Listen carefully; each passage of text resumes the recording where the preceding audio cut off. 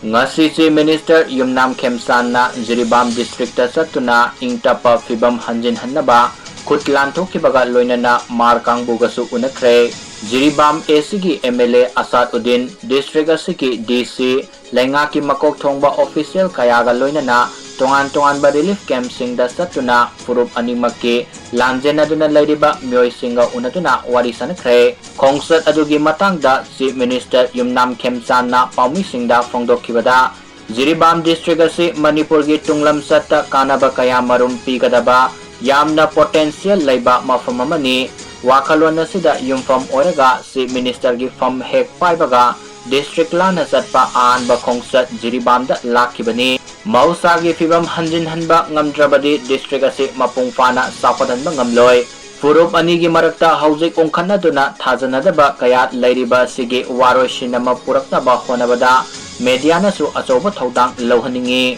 lamdam masida ingtapa fibam purakpa ngamdrabadi saukhatpagi lambida khongthangjinba wagani haibasi khangna local club amadi maira paibi singna thabak tobiyu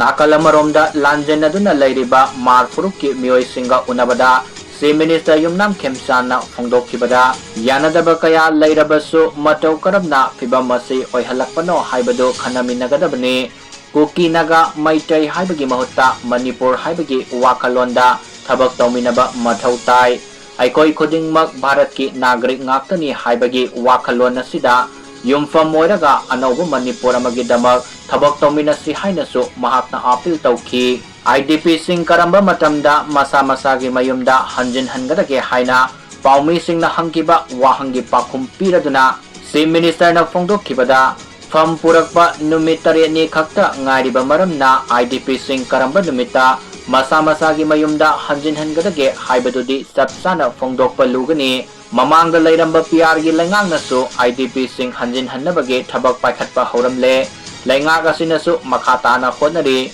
Kanglo masilgi marakta lairiba thajanadaba sing asi kokhanduna ing sikpa hanjinhannaba honari haina mahakta makatana phongdokki